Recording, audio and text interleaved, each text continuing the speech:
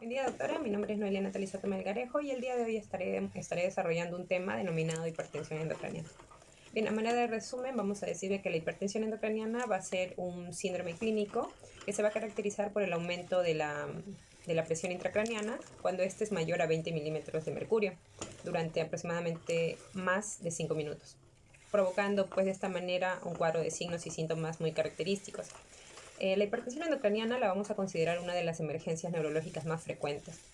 Dentro de la patogenia, nosotros podemos decir de que dentro de la bóveda craneal nosotros vamos a tener pues estructuras se van a encontrar en equilibrio, como es el tejido cerebral, el líquido cefalorraquídeo y la sangre.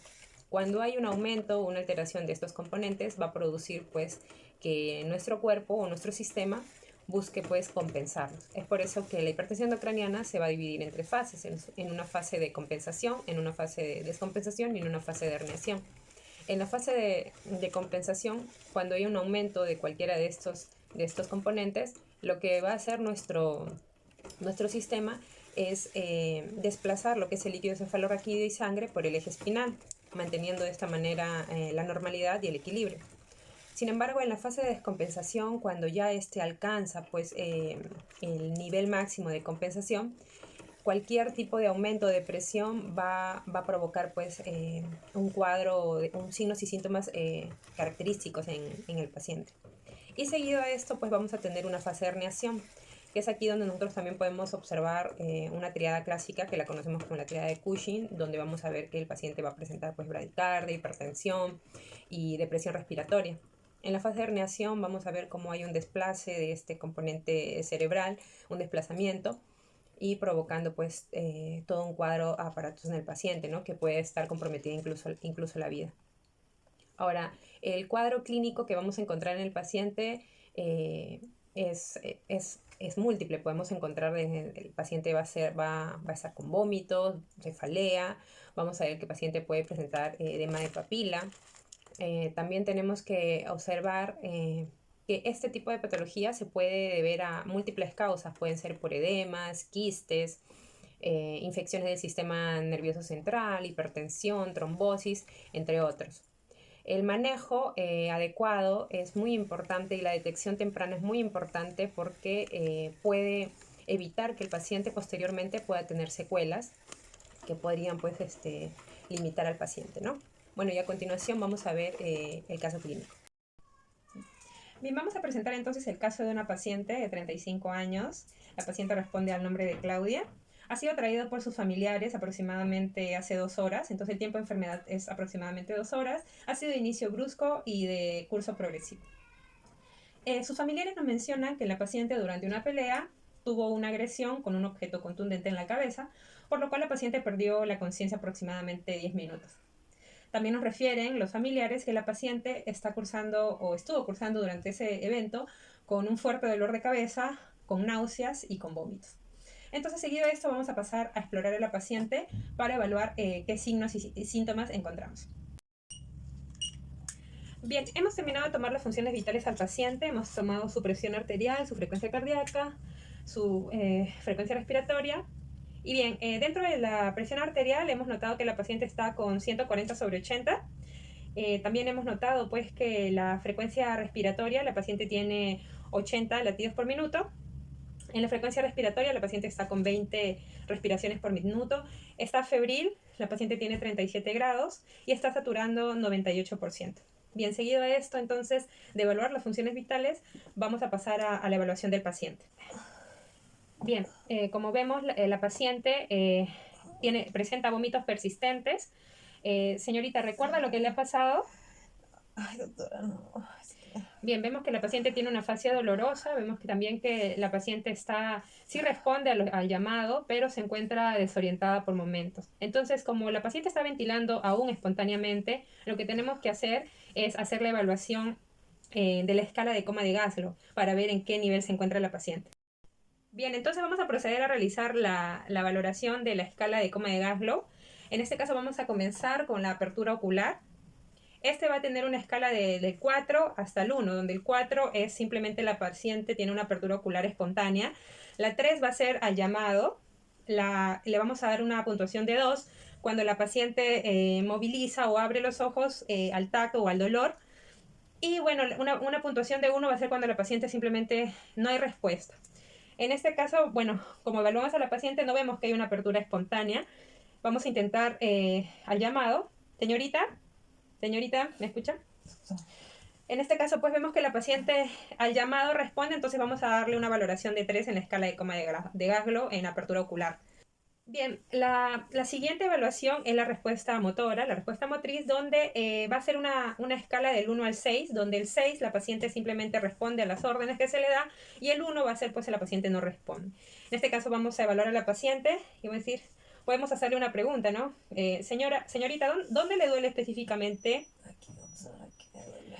Bien, entonces en ese caso vemos que la paciente responde a las órdenes que se le da, entonces vamos a darles en la escala de coma de Glasgow, vamos a darle una puntuación de 6. Entonces, la última evaluación va a ser la respuesta verbal. En este caso va a tener una puntuación del 1 al 5, donde el 5 es donde la paciente nos conversa, está orientada.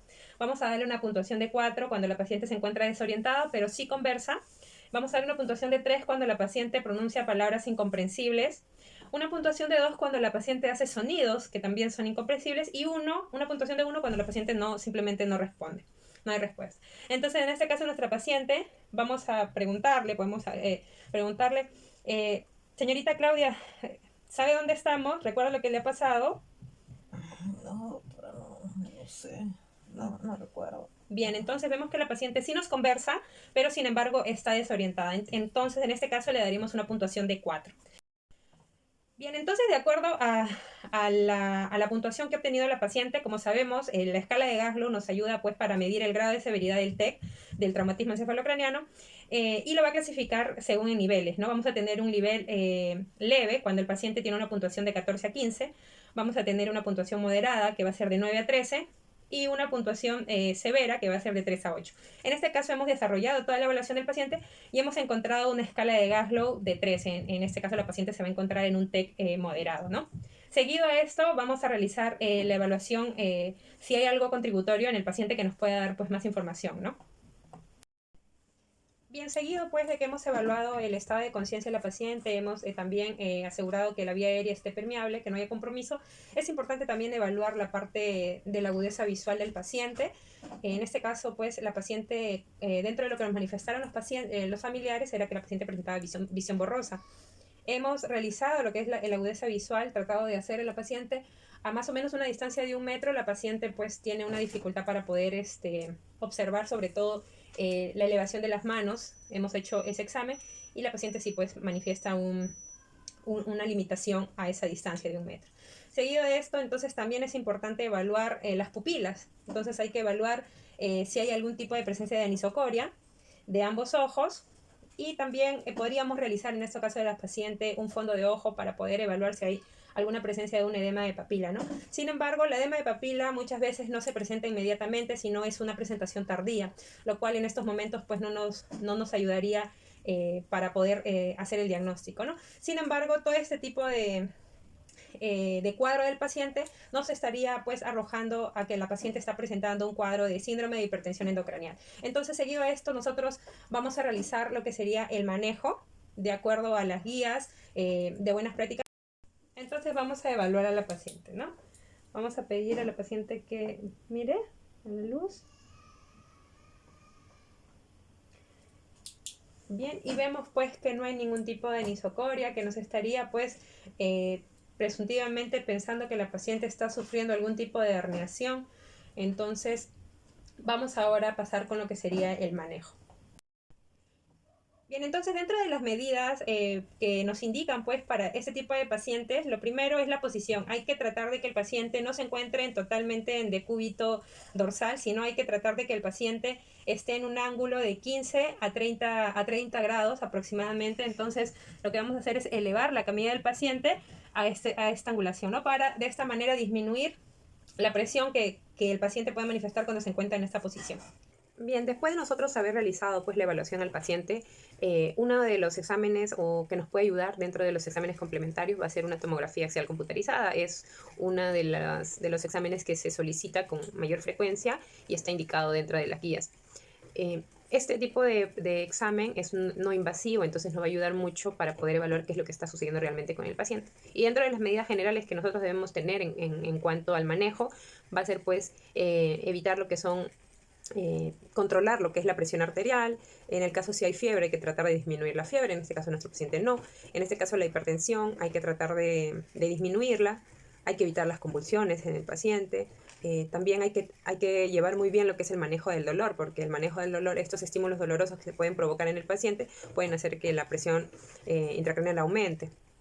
Entonces, seguido de esto, nosotros vamos a continuar con lo que sería el manejo farmacológico. En este caso, con el paciente vamos a usar lo que es la terapia hiperosmolar, que son antihipertensivos. Estas pues van a ser sustancias osmóticamente activas que lo que van a hacer es provocar el paso de líquido extracelular a lo que es la circulación y de esta manera pues disminuir la presión intracraneana. Y uno de los fármacos que vamos a usar va a ser el manitol, el que más se usa en este caso. Vamos a usarlo también con el paciente. Y tenemos sí que tener cuidado porque el manitol, un efecto secundario, lo que va a producirnos es una diuresis excesiva, entonces nosotros tenemos que estar controlando también la bulimia, la hidratación del paciente, ¿no? En caso también para poder corregir y de esta manera no desestabilizar al paciente. Bien, y de esta manera concluiríamos nuestro caso clínico. Fue una paciente con un diagnóstico, de acuerdo a la tomografía, fue una contusión hemorrágica frontotemporal debido al trauma que recibió. Esta paciente se le dio un tratamiento con un tratamiento hiperosmolar, el cual fue resolviendo día con día, con buena evolución. Sin embargo, hay algunos casos en el cual también se puede incluir a este manejo la medición de la presión intracraneana. Pero este tipo de manejo simplemente va a tener criterios para poder realizarlo, como por ejemplo una escala de Glasgow. Uno va a ser la sospecha inminente de que hay una hipertensión endocraniana y se necesite pues medir, y otra es que la escala de Glasgow de la paciente sea menor de 8 y esté pues tenga que pasar a unidad de cuidados intensivos, ¿no? Bueno, eso sería todo. Muchas gracias.